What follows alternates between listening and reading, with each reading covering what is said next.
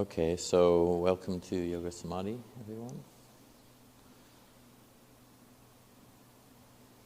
We will do our usual with, begin with a chant and then a half hour of meditation, with some of it being guided. And we'll take a short break and have a reflection and Q&A afterwards.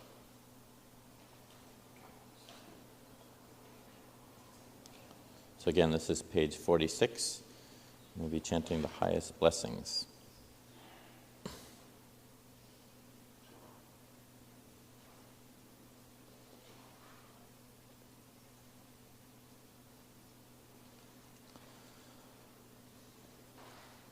Thus have I heard that the Blessed One was staying at Savatthi, residing at the Jeta's Grove in Anathapindika's park. Then in the dark of the night a radiant Deva illuminated all Jeta's Grove. She bowed down low before the Blessed One. Then standing to one side she said, Devas are concerned for happiness and ever long for peace. The same is true for humankind. What then are the highest blessings? Avoiding those of foolish ways, associating with the wise, and honoring those worthy of honor. These are the highest blessings.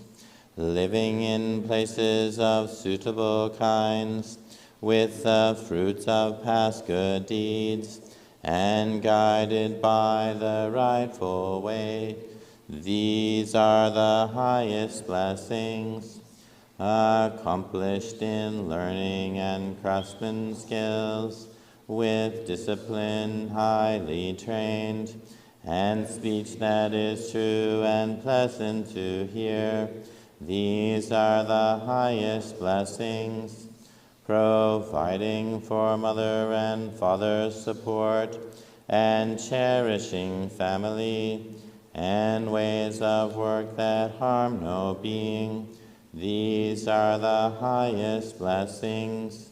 Generosity and a righteous life, offering help to relatives and kin, and acting in ways that leave no blame.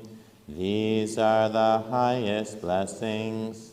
Steadfast in restraint, and shunning evil ways, avoiding intoxicants that dull the mind, and heedfulness in all things that arise. These are the highest blessings. Respectfulness and being of humble ways, and gratitude, and hearing the Dhamma frequently taught. These are the highest blessings. Patience and willingness to accept one's faults, seeing venerated seekers of the truth, and sharing often the words of Dhamma. These are the highest blessings. Ardent, committed to the holy life, seeing for oneself the noble truths, and the realization of Nibbana. These are the highest blessings. Although in contact with the world, unshaken the mind remains, and beyond all sorrow, spotless, secure. These are the highest blessings. They who live by following this path know victory wherever they go, and every place for them is safe. These are the highest blessings.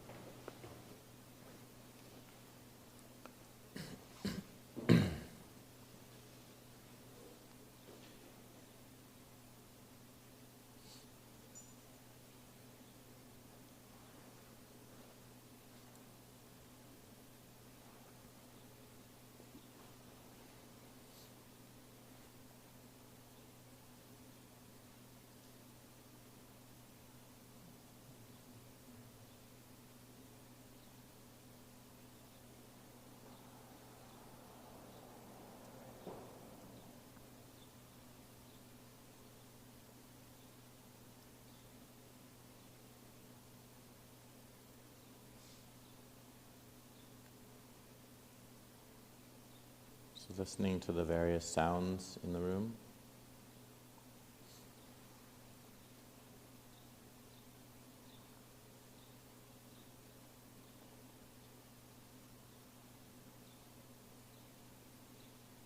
Noticing there is a space between these sounds.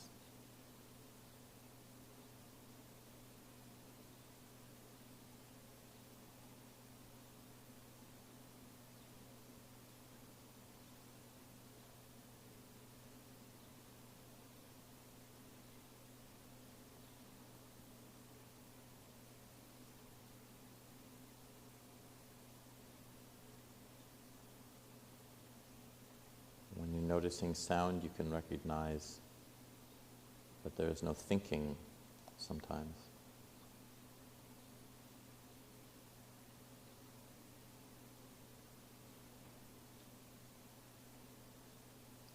This comes from your paying attention and being aware.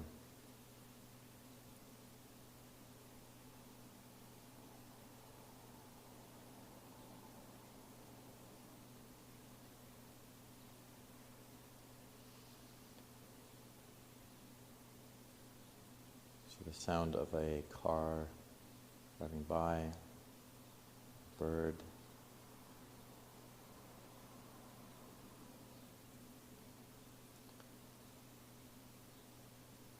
the sound of an air filter,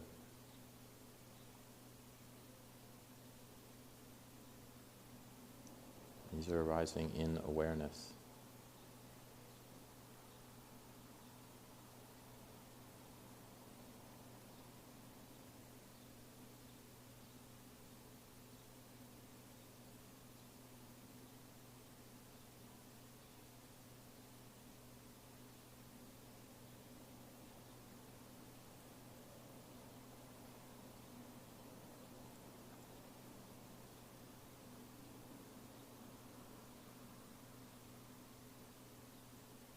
Just as you notice the rising and ceasing of sound,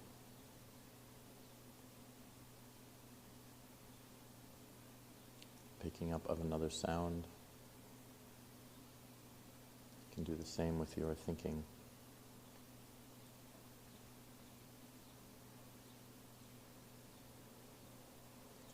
We do not have to banish thinking from our experience.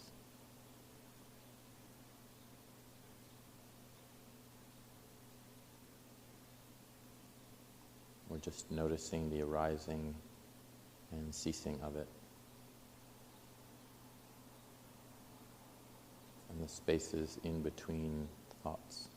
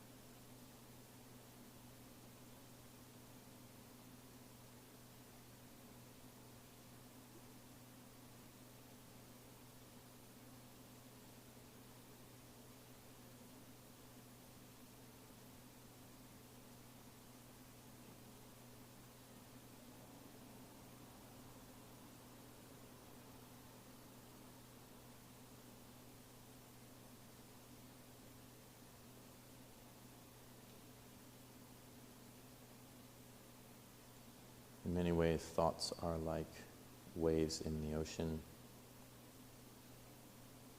When we hear them at the beach,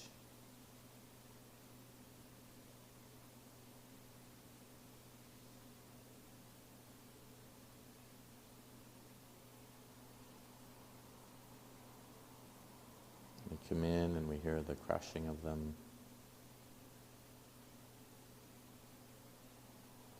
And their return back to the ocean.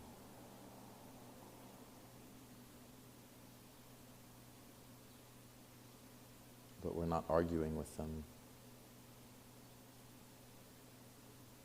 We're not questioning why they're waves. why they're here, what they mean.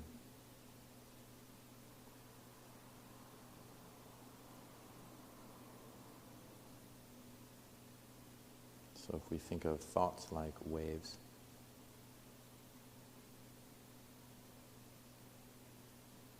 there's nothing personal about them.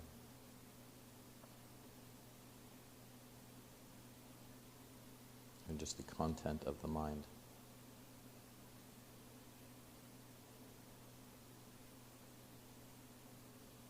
The fog that moves through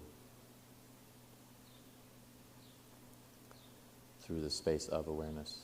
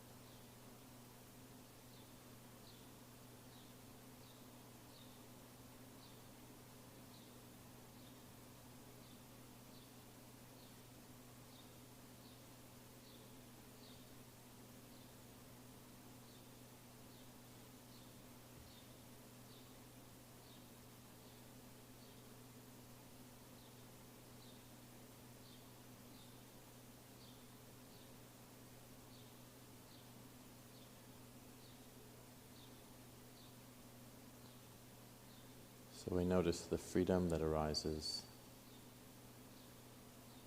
when we are simply observing rather than judging that which is observed.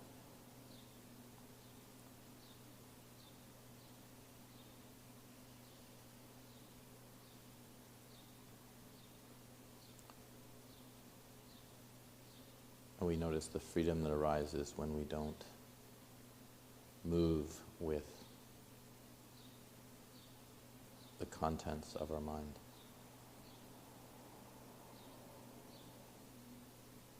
We don't get absorbed in it, fascinated by it.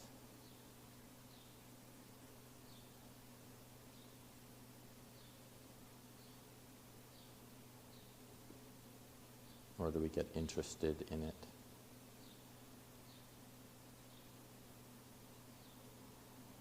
In a sensual way, in a way that we're trying to enjoy these thoughts.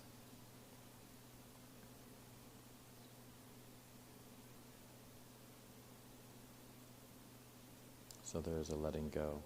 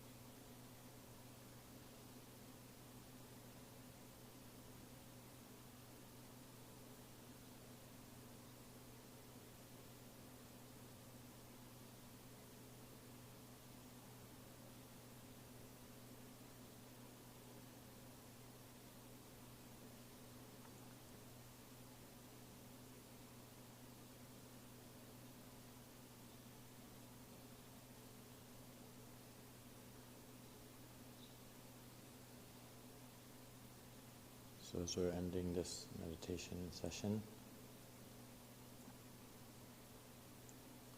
can you be aware of the end of thought?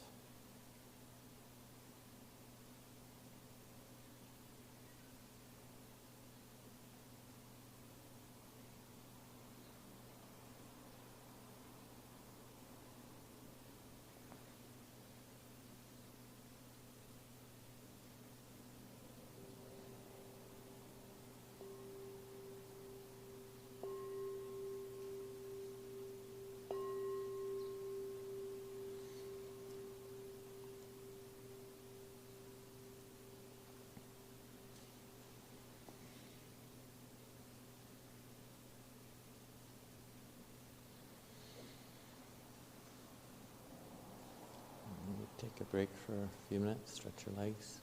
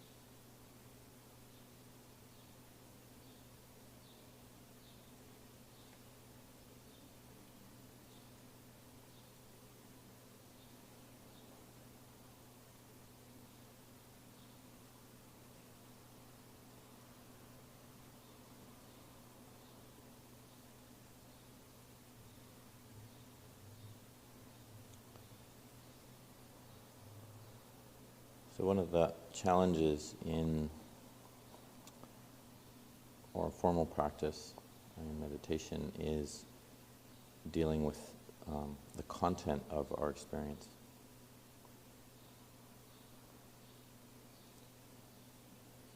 And when I talk about content, mostly thinking about thought.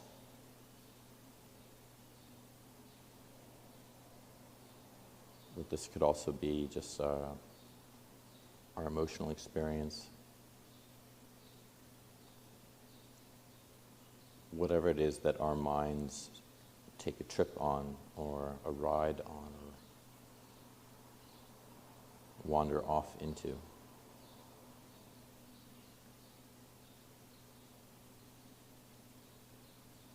It seems very straightforward to pay attention to some aspect of our experience, as I was mentioning, like sound or our body.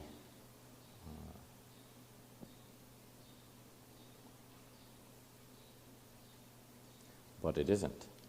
It's, for most people, it's very difficult to tune into our experience and stay with it. And I've talked about this line in one of the suttas before. It's just simply stated, ever seeking fresh delight, now here, now there. And for many of us, that's the story of our lives.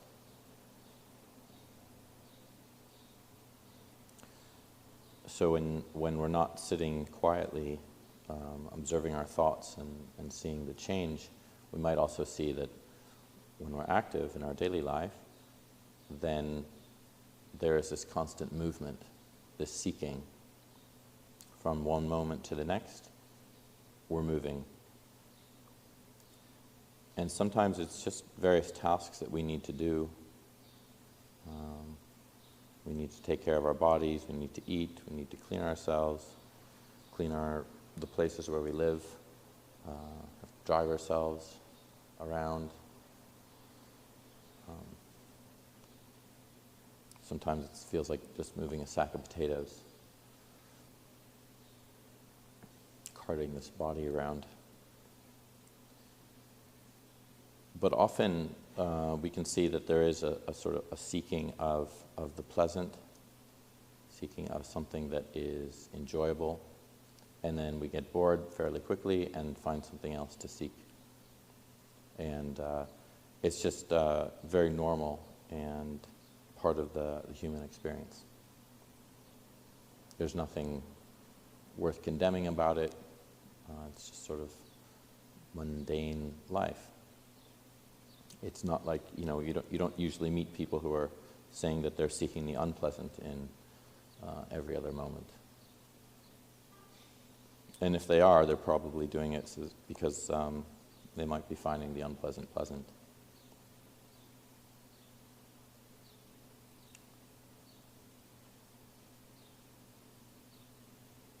And so because this is part of our lives, I think it's important to recognize it. So that there's a gratification in what we are tending to, what we're looking forward to, what we're interested in, what we're trying to get. And that's just very normal.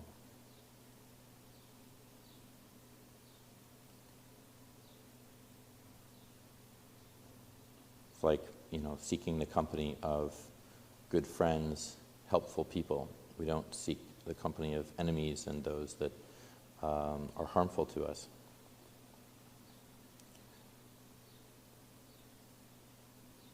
So just thinking about the normality of how it is that we go out and seek gratification in the world. And to know that there is pleasantness there. And if you're feeling uncomfortable in your body right now, you just might slightly shift your position a bit. So that's just an acknowledgement of that gratification.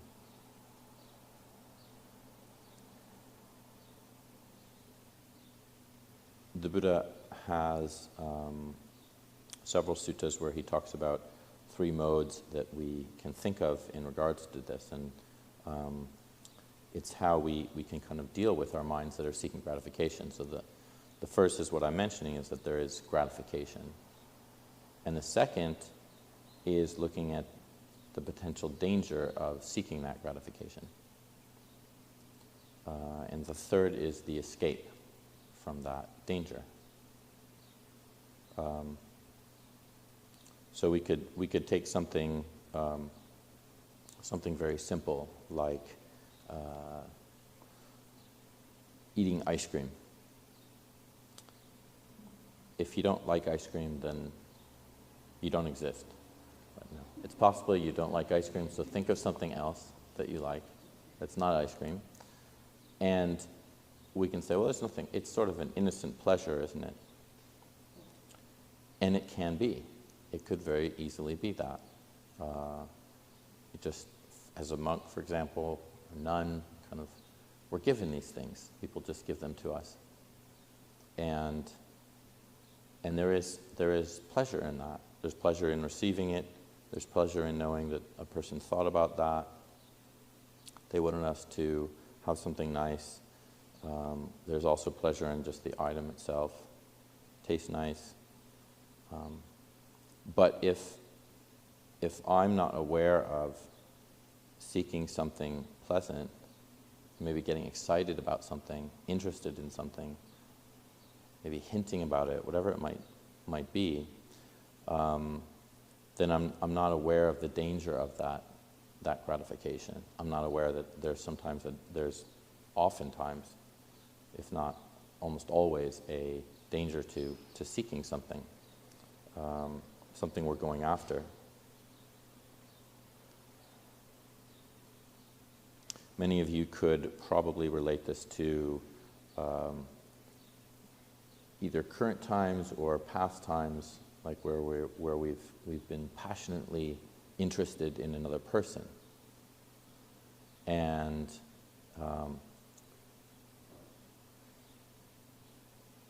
if it works out with that person, usually that passion goes away and it's okay. But if it doesn't work out, there can often be quite a lot of sadness, remorse, and difficulty. And what we're not seeing is that there's a danger in when we're moving towards an object that we desire or we want, or even just a situation, we want it to turn out a particular way. So we acknowledge the fact that there's something pleasant going on, that we are receiving pleasure in some way, but that if there's sort of a not seeing the danger in that pleasure, that it's transient, that it could go away at any moment, that our thinking about it is causing a fair amount of disturbance in our minds if we're kind of obsessing about that thing that we want, then we're not really seeing that danger very clearly. We're just seeing the pleasure. And we say, oh, I can't wait to have that ice cream. It's going to taste so good. I hope it's my favorite flavor that I got. Whatever it might be. And one of the things that I notice in a situation like that is that it's just never really that satisfying when I have that thing, as much as I thought it would be. And it's just like I was talking about with the sounds that we experience in meditation. They arise and they cease. So in our experience, we have some sort of pleasure that we're seeking, and then we get that pleasure, and then we're left with the end of that pleasure. It goes away. And if we're not aware of that, then we just keep seeking that pleasure over and over again, and it becomes an addiction, something that we don't want to separate from, or don't just acknowledge that it, like everything else, it passes. So where does the escape come in? The escape comes in is just really knowing this and understanding it, and also sometimes refraining from it. So when we refrain from doing things that we really want to have, that we know we have some sort of very keen desire for, when we refrain from that, then we, oh, what's that like? And then we feel what that's like in our body, and we see, oh, it's interesting. There is this rub that occurs, this kind of painful difficulty. I'm not going to go out with my friends tonight. I'm not going to have this particular, watch this particular movie, or I'm going to not do this thing. And we get to just observe it like, just you think about a scientist in a laboratory, sort of watching something occur. And so there's an acknowledgement that there's something pleasant that we're not having anymore, we're sort of missing out on. But then there's that sense of like, well, what happens if I see the danger of always getting what I want and going after it? Then what happens when I relinquish that, I let go of it? There's actually an escape from it. And I see that, it was the desire I was getting caught up in.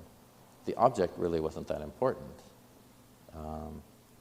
And it doesn't add up to much when we let it go. It's just sort of like, oh, well, that wasn't too big of a deal to not have that thing that I wanted. I think of that with like, in my past, I was talking about like just love relationships and how when those ended or didn't even get off the ground, there was something that was quite pleasant when the mind was no longer in that kind of desirous state for another person. So it actually helped me realize that there was a lot more pleasantness in my own experience when I wasn't trying to have somebody or go after them or be interested in them.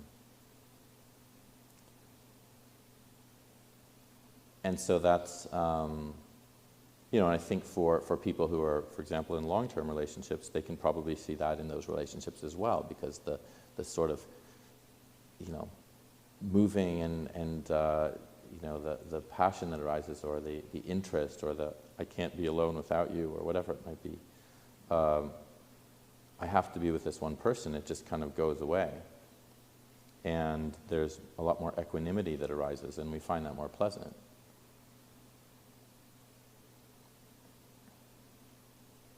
So that one of the things that we see is the danger in our own desires, and the pleasantness that actually comes from the ceasing of that desire.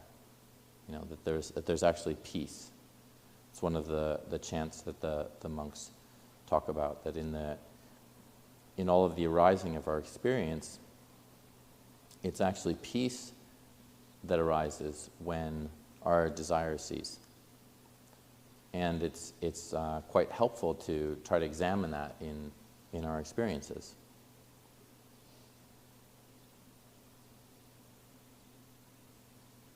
So for some of you who are here tonight, you might have had a tug and a pull of something you might have wanted to do that wasn't coming here. And there might have been a struggle around that. And then when you saw that coming here was actually letting go of that other thing you wanted to do, there might be a difficulty in the mind continuing to let go of that thing. But once you do and you're here, hopefully you have the wisdom, not to continue to engage in that kind of questioning. Should I have done that thing? Or maybe I shouldn't be here right now? And we just can let go, and then it's just a much more pleasant experience for ourselves.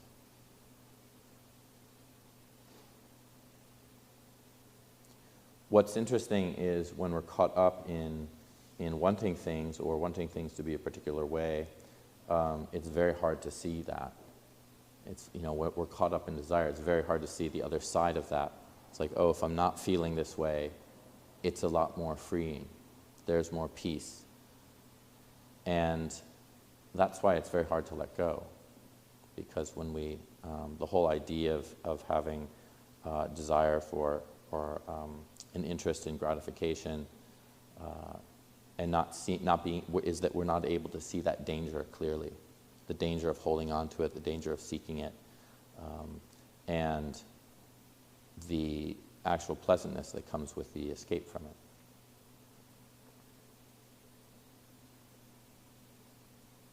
So, like taking a simple example, let's say we want to eat some food This is an example that comes up a lot for me, sorry.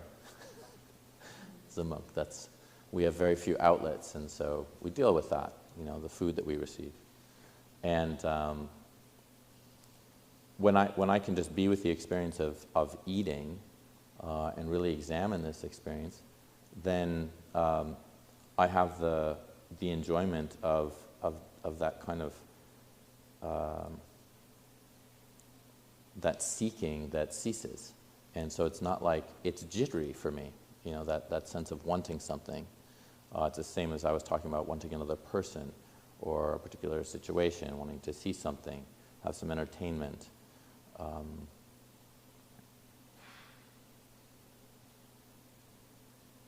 And so when that happens, and I'm able to just be with what I'm experiencing, because I need to eat, then it just changes the whole way that I'm able to see the arising and ceasing of those kind of moments of pleasure, and then there's a different interest that I have.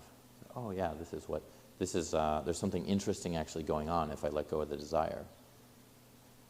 Which means that I can kind of watch pleasant taste arise and then cease without having to chase after it. And so there's a difference there, right? There's a difference in how we experience something pleasant and how we're seeking after it. And what that difference is I think often like a sense of essentially being a slave to our desires, essentially being like kind of not in control. And we're just kind of giving in to something without seeing that there's a downside to it. One of the metaphors around this gratification, danger, and escape is like a hook with bait on it. And so a fish sees the bait, and it's very alluring.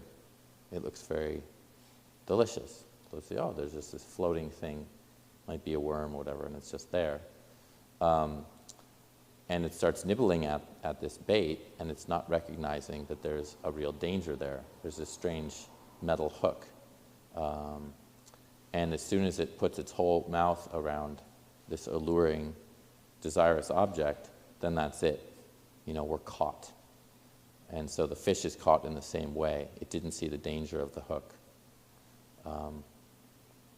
And the escape comes from seeing the danger before it bites into the worm or whatever it is.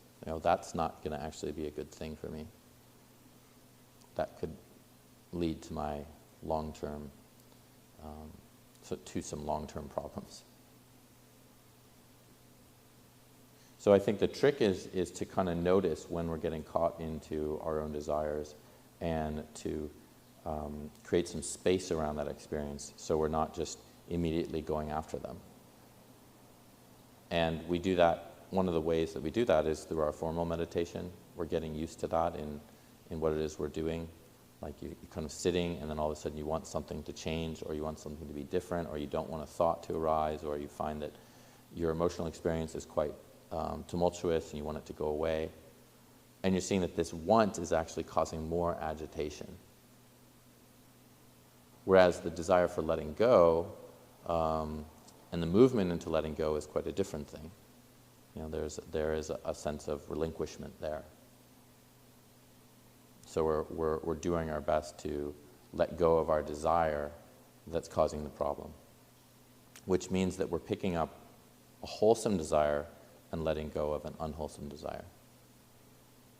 So that's tanha versus chanda. The chanda is sort of more of a movement, or can be more of a movement into the wholesome. Like I've talked about, being generous is a wholesome desire. Letting go, the desire to let go is a wholesome desire. A desire to help someone, or to relinquish something that we want very badly. So I think it's helpful just to think about these things in your own lives, how these desires, these very normal and continuous desires that we have all day long, how we can see that there's something helpful sometimes when we are able to work with them and put them down, even if it's just a little desire. Oh, I'm not going to have that right now. not as a way of torturing yourself, but to say like, oh, what's that like when I let go of this thing? And what often I see is that I eventually realize I don't need to have that thing that I thought that I needed or wanted anymore. And that's what's quite helpful, is, oh, I guess I don't need to add that sweet thing to my coffee, or I don't need to have this conversation that I'll probably later regret, or whatever it might be. So we say, oh, okay, I have the ability to let go. And then we feel very confident about ourselves with that potential.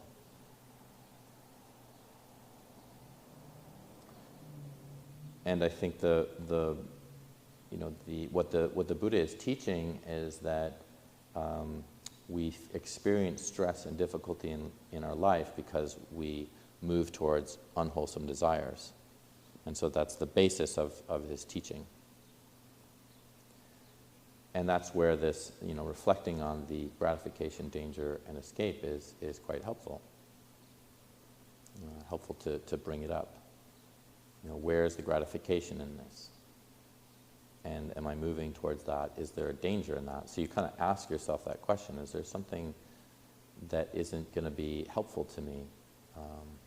Even in the fact of just the desire in itself being unhelpful. And what actually happens to you when you have something that's gratifying is not always a damaging thing or a problematic thing, but it's the desire itself that we're trying to look at.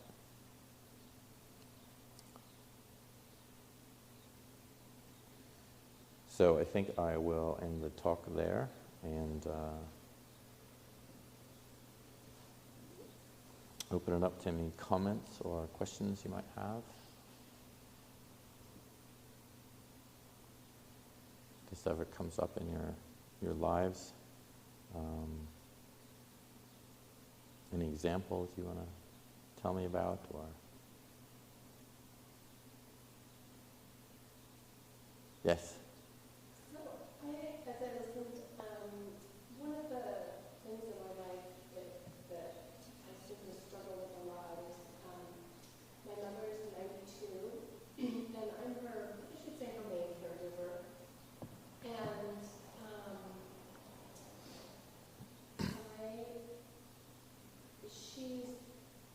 she's not always an easy person to offer assistance to, but she's really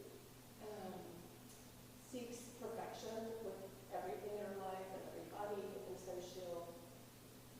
you'll hear how this person that was fixing her gutters didn't do this right and that right, and I mean, it kind of goes on and on. So she's not like that all the time. She's also very generous and kind to people. But because of that tendency, other people in my family don't offer or don't really want to help her.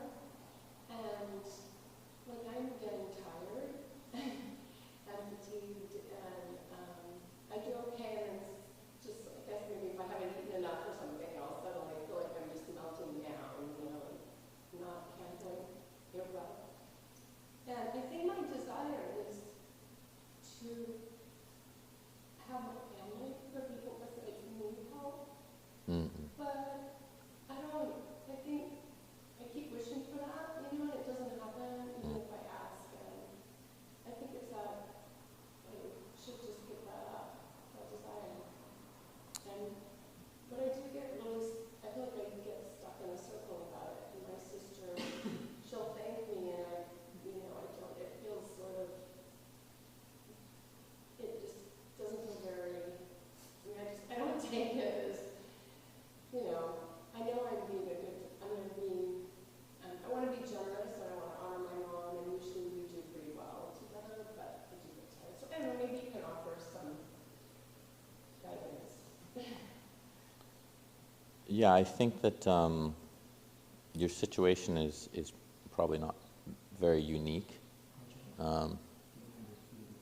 Yeah. So the question, and tell me your name? Cindy. Cindy, okay, thank you. The question that was asked was about Cindy's caring for her mom, and she's finding that that it's difficult for her because of essentially her mom's perfectionist tendencies, and that things are not always, but sometimes just can't really be right. They can't be perfect. And dealing with that can be draining, and because there isn't necessarily a gratitude involved when a lot of kind and good support is offered to her mom. Her mom's just not satisfied. And then there's the added difficulty that she's doing this alone and doesn't have her other siblings or other family members who are willing to sort of pitch in, so she ends up being the one who receives the brunt of these difficulties while she's trying to essentially do a good thing, taking care of her mom. Is that about right? Yeah. So, yeah, I mean, this is, when I said it's not unique, I think most of us have dealt with this. I think the other two monks here have dealt with my perfectionist tendencies. So it's, yeah, I mean, it just tends to be, I think the word you said was draining is a good word for that. It's like we only have so much positive energy that we can really offer in a situation before that gets sapped. So it's very normal to feel drained, and also that there might be like kind of no answer to this because the perfectionism doesn't end and the family members don't help. So as you said, it's like going around and around in a circle. So this is dukkha, this is suffering, and yeah, and I think that one of the things to acknowledge is that we do need help sometimes. We do need help from other people, and there are times when, because we don't have that help, then we can have burnout. We can really get burned out by a situation like this. One of the first things I would suggest in this is, which you've probably already tried, but I don't think there's a difficulty in attempting is communication. So, trying to figure out a way to communicate with your mom about how you feel in these situations when she's not able to see her own fault or difficulty in this. And I think one of the ways to talk about it is just to talk about your own suffering, right? To be able to not blame her for that suffering, but just to acknowledge, like, when you say this, I feel a particular way, which is not, when you say this, you make me feel. So that's very important, because then your mom or whoever's hearing this doesn't have to actually think, are you blaming me for this? And aren't you a Buddhist? You're supposed to be able to take these things. You should be a better Buddhist. So, yeah, I think that communication is important. We can't always just settle our problems on our own. And you are in a situation where you're a caretaker, and it sounds like your mom needs you. I think ironically, parents probably feel this a lot with their kids. Like they're doing all they can, and there's not always satisfaction with that. I remember when I was I must have been about 15 or between 15 and 20, and I was experimenting with being a vegetarian, and my mom had made me some pad thai, some Thai noodles, and so I looked at what she had made, and I said, "Oh my gosh, there's anchovies in this," and that was so much ingratitude, It was like, just let go, And I, still I have to deal with that kind of those mental states that come up around that. But I can remember that very small example. I doubt my mom even remembers it. But there just was not in that moment. Like I was caught up in, as I was talking about this content, I was not able to see clearly like, oh, my mom's doing something really nice for me. You know, the thing about being a vegetarian doesn't really kind of add up compared to that kindness that she's actually trying to. And I think she knew, and she was trying to make something vegetarian. She just didn't know that was in the sauce or whatever. So I kind of feel sad when I think about those experiences, because there's just this sense of not being grateful, and it's what's harder is to know that ingratitude comes with a lot of suffering. You know, the fact that I just don't feel like I can be, you know, I can kind of put down my expectations and just say, wow, my mom did something really nice. And I think for parents, that's probably quite difficult to sometimes deal with, like, oh, you know, I've been working all day, I've been like cooking or cleaning or taking care of your clothes or doing all these things for you, and it doesn't really matter. You know, there's nothing I could do right now that would make you say, thanks for being my mom, or thanks for being my dad, or whatever it is. So one thing is to also try to recognize that out of compassion, that sort of like blindedness. You can also have the revenge equanimity attitude, just like, oh, someday you're going to be a parent. But I don't suggest that. I don't think that's very good. However, I have heard parents say later on about their kids when they have actually said this to them, and like it's been, you know, when they become parents and they actually say, I am so sorry for the kind of kid I was.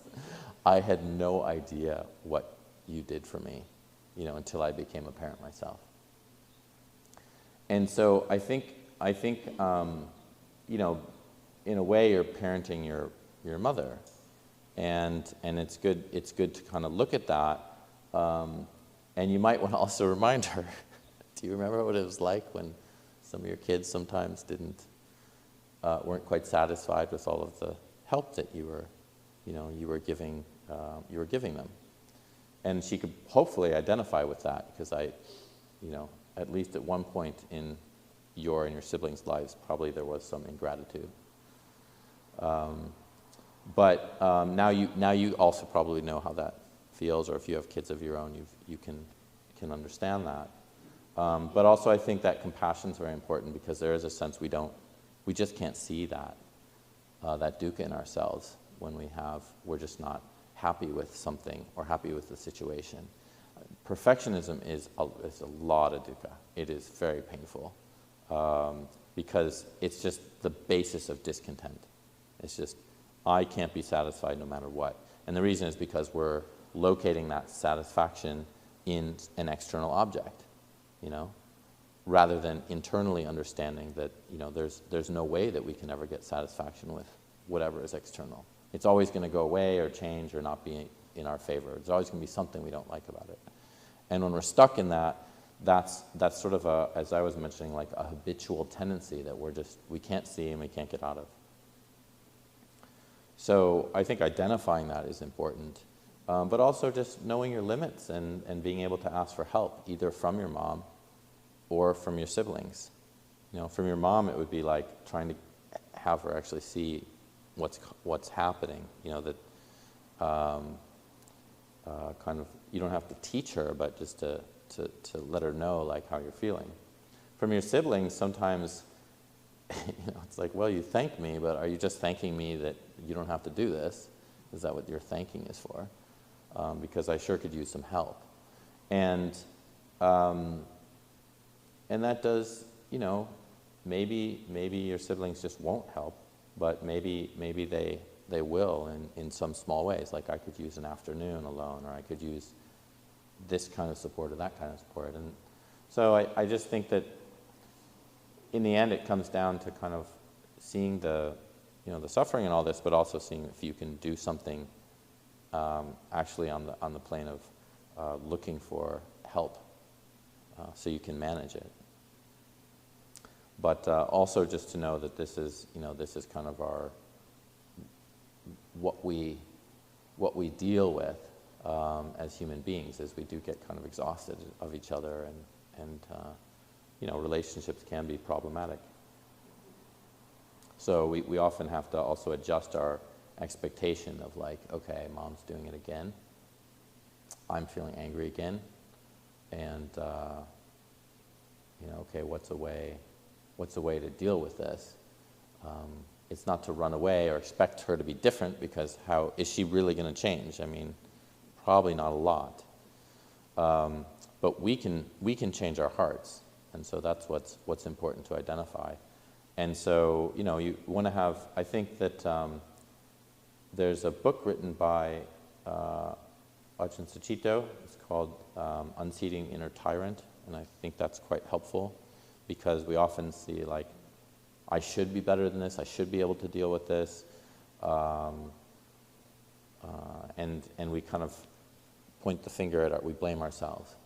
So I think it's quite helpful to try to look at that, you know, unseating that part of you in your mind that thinks that maybe what you're doing isn't good enough, or you should be able to just deal with this ingratitude, or the pain of dealing with somebody who has perfectionist tendencies. And the shoulds is one of the sort of the second arrow, the problem with just the pain that's existing. Yeah.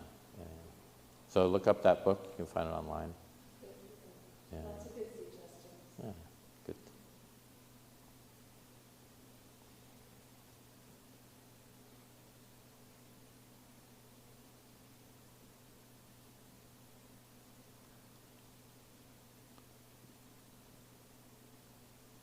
Does anyone else see some of these things in your own lives that sometimes? Yes, Kali? I'm guessing that sort of the process of relinquishment is going to be similar for like letting go of your desire for ice cream, as well as really big things. Like if we all have to relinquish certain really big desires when certain things don't pan out in life. Mm-hmm. Not all get the relationship we want, or some people want children and can't have them, or you can't quite have the career you envisioned, or whatever it is, you know, whatever the big thing you have to relinquish. Any thoughts on that?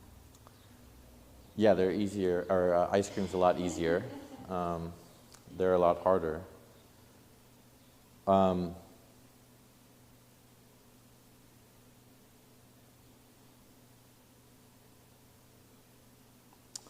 I think that when we really embrace the Buddhist teachings, then we see that life is like this. This is really the essence of life. I mean, especially if you put the big one out there, that we're going to ultimately be separated from everyone and everything that we love. Even all of those good things that we surround ourselves with, and the good things that we do in our lives. So that is kind of what our entire practice is about. It is really about knowing that it's not just these little things that I talk about, but it's like the big, you know, the big picture. It's like, you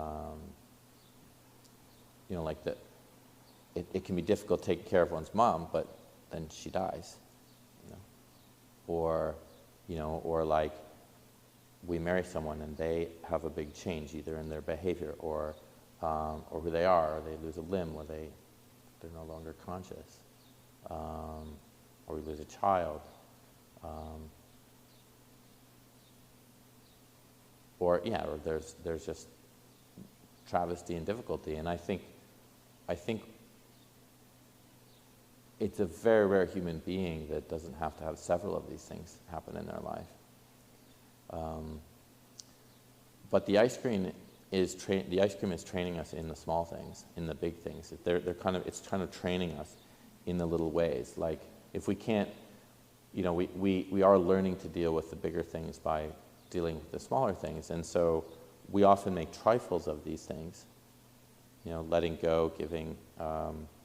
Allowing ourselves to be with the unpleasant, And what I'm pointing out a little bit is like, well, you have to train your heart. And the way to train your heart is just like every moment that you can, allowing yourself to see that suffering can be transcended through letting go and seeing that you don't always have to follow a particular desire, and what some of those desires can be are thoughts of like how I wanted my life to be, or I wish that it was different. Now, there's sometimes when we have to change. We have to do something different. And so that is an important quality of how we practice the Buddha's teachings as well, is we see that, well, sometimes I'm in an unwholesome situation and I need to figure out a different way to either be in the situation and be okay with it, or extricate myself from the situation. And those are big decisions in life, because then we see like there's actually some repercussions to making those choices. I remember one gentleman was telling me how in a situation he had like with his wife, and he was thinking that, you know, they were headed towards divorce, and not necessarily towards divorce, but it was looking like that might happen because their relationship wasn't working out, and they just kind of thought, well, do we really want to do this again? Do we want to, you know, leave each other, find somebody else, potentially have the same problems? You know, and then the question was, what if we like worked this out? What if we tried to actually work as an agreement between ourselves that we're going to actually work through these issues and try to deal with them? Well, it did work out, but it took both of them. You know, one person just doesn't usually work. You can't. I think that situation's untenable if one's just not really willing to help at all. So that was a choice, and it could have gone either way. And I don't think that the other way was necessarily a bad choice, because maybe that would have offered new opportunities in life. But it's interesting that, you know, we do make these choices in life, and we giving up and dealing with kind of what we wanted to have and not having it does occur, but we have to figure out like whether and how we can actually live with that. And I think that only happens over time, like to actually like see like, okay, how am I actually adapting to this? Maybe giving something up, or you know, acknowledging that we can't actually get what we want in a particular situation. And I think that's the measure of wisdom. That's the measure of our own wisdom, to see like, okay, what is best for me? You know, it's like tuning in. It's getting a sort of intuitive understanding of what's right. But it's hard to see, and I think that oftentimes what robs us of a potential around that situation is that we don't make a decision, and then through wondering, what should I do? Should I do this or that? We just stay in that sense of doubt, and it never gets resolved. Whereas if we make a decision, even if it's the wrong decision, we're going to discover that only by making that decision.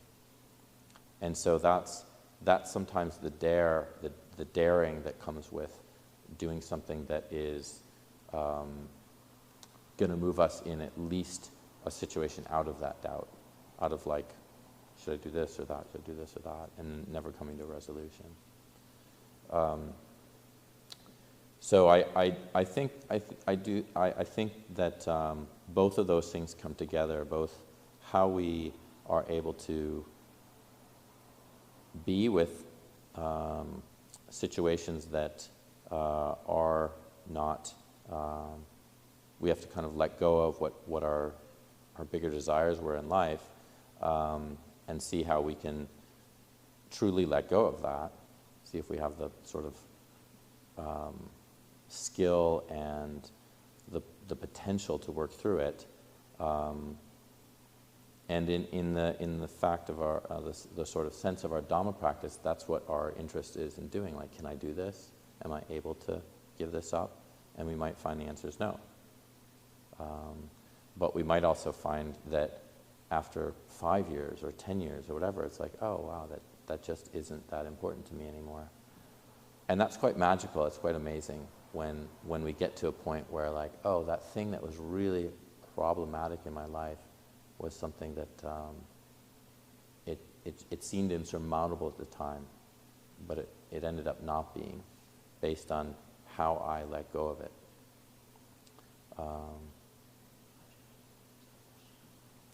So yeah, so I don't know if that helps at all, but that's one. Those are some ways I want to reflect on it.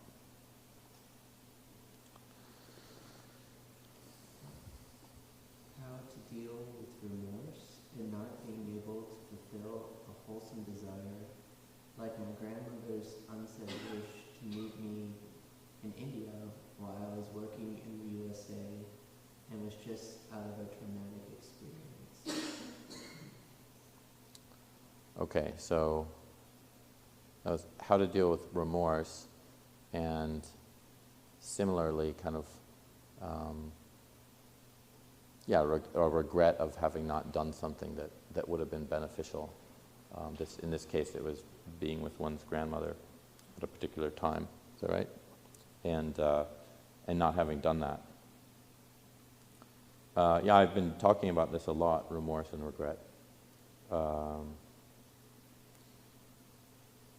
And I think that again, I want to remind everyone that the Buddha posited remorse and regret as such a powerful emotion in our life that it's one of 5 hindrances. So it's like one of the 5 big things that hold us back in our lives, hold us back in our minds from moving towards what's wholesome. And I think it's similar to what Colleen was talking about. Like, I don't know a life that is lived without regret or remorse. It's just, I don't know if it's really possible. Because, how do you not make a mistake in life? How do you not make create a problem here or there for yourself or others?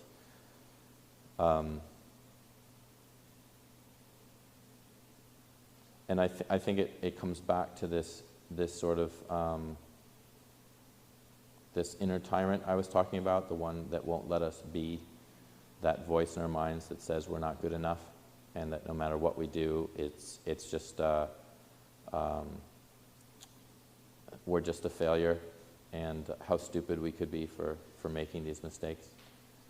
And again, that's just a very unwholesome voice that we hear. It's a habit that we have, a sort of like torturing of ourselves. And the fact is, we make a choice like that, and this person didn't mention that their grandmother had passed, but I could imagine that that's something that could be like, that we have something that we decided to do that we realized was the wrong decision, and that sort of, in a way, it harmed somebody else, and it also helped us, or we saw that it was something that we would have rather have done, such as being with one's grandmother on a rare trip like that. So essentially, it's a past thing, and that's not to say there's a tough love about it, well, it's just in the past, just come on, let it go. But the fact is, it is in the past, but we're bringing it into the present, and that's what regret is we keep rehashing something sad that occurred to us that we feel responsible for, and then we rehash it again, and then we rehash it again, and we are getting caught in this cycle of essentially punishing ourselves for something we've done. And somehow this tends to be a more, I think, modern trope around, like, if I just flagellate myself, if I just like whip myself with all my past bad deeds, that somehow I'll recognize that I truly am not good enough, and that'll be fine. That, you know, just like reinforcing like that I'm a bad person somehow will make me happy. And it's very strange, but it's also very common. And so I think that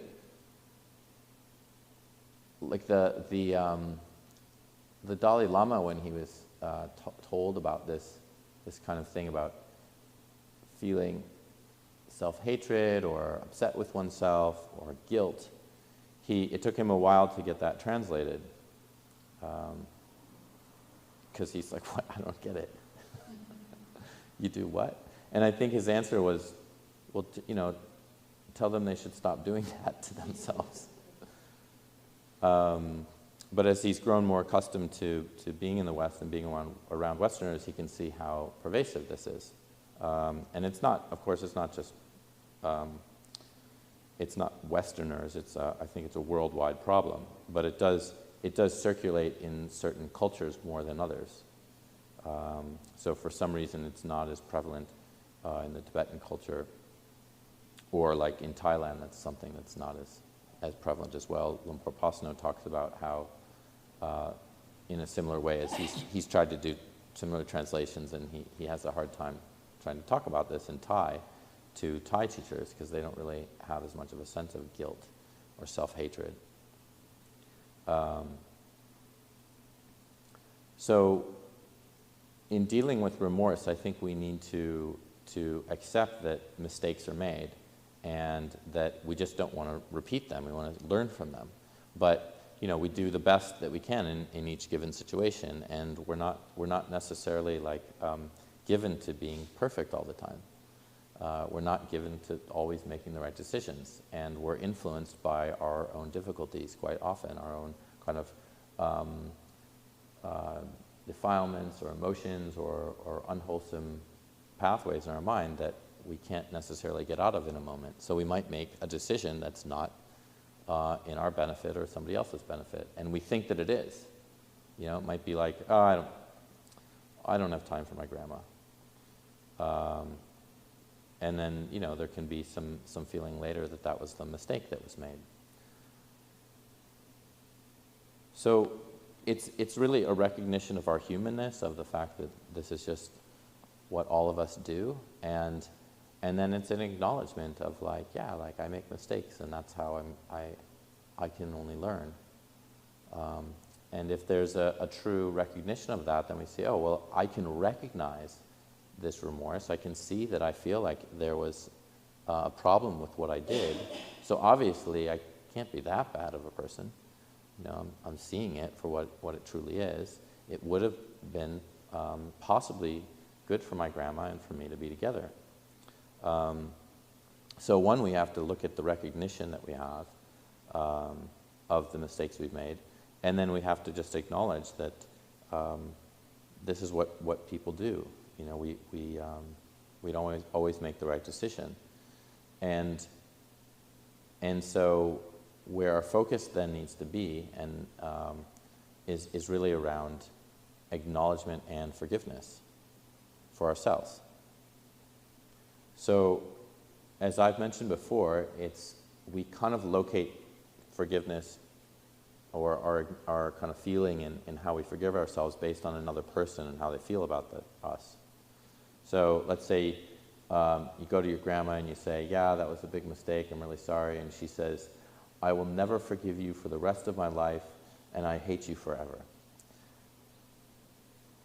We're probably going to be affected by that, but you might be able to see that if you forgave yourself for making a mistake like that, and you didn't locate the forgiveness in how your grandma feels about you, which probably isn't that bad, then you'd say, oh, my own forgiveness is what matters, because if I actually truly forgave myself, then those words wouldn't mean so much to me. Like another person, whether they approve of me or they think of what I did as not so good, if I've actually done the work on myself, then that's what's actually going to result in the release of the suffering around this remorse. And it's hard to see because I think one of the ways we really see this is when we start really looking at how we try to resolve our problems with other people and being liked by them or approved by them. And once we start to see that, then we see, oh, this is causing me a lot of dukkha, to continually look to others for approval and to think that only if they think well of me can I think well of myself. So eventually we want to come to the feeling that it doesn't really matter what other people think or feel about us. We can be concerned about how we might influence them in a negative way by how we behave, but how they really think about us, that's their karma. That's their way of being in the world. And we don't have to actually get so involved in that karma. We can let them think whatever they want. And there's a lot of freedom in that. It's not easy to do, to be with somebody who hates you, for example. But ultimately, it's when we begin to really see that it's how we regard ourselves, how we think about ourselves, that we can deal with remorse in a very healthy way. And that is through forgiveness. That is like, may I truly forgive myself. May I acknowledge that, yes, I make mistakes, and that's okay, and I don't need to hate myself for it, because I'm a human being, and that's what human beings do. And I'm going to try not to make that same mistake again, so I'm endeavoring to rise up. When we see that in ourselves, we say, oh yeah, that's a good thing. And then the remorse can drop away. But as long as we're locating our remorse in terms of other people and trying to make them feel good about us or better about a situation, we're not going to really truly get to the root of our problem. And I think that even, as I've mentioned before, even if we don't, like apologies are good, it's good to acknowledge things, but it's really how people see that we've changed that allows for them to gain confidence in us and not feel negative towards us. It's not in an apology.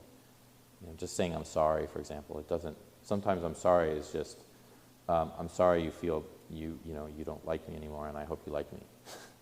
So we're trying to move more into guarding ourselves, guarding our minds, guarding our behavior. So when we actually are successful with not getting ourselves into trouble again, then people say, oh, look, we're not doing it for them, of course, but that is how people gain confidence in us, through our actual change towards the wholesome. So I think that's where we want to put our attention to, our own hearts and minds, rather than others. And that's just a few elements I would have to speak about with remorse. And it is 8:05, so we are out of time. It was nice to be here again with you. And yeah, I hope that if there's anything useful that's been said, please do take it with you, but anything that you find has not been useful, then feel free to leave it behind. And have a good evening.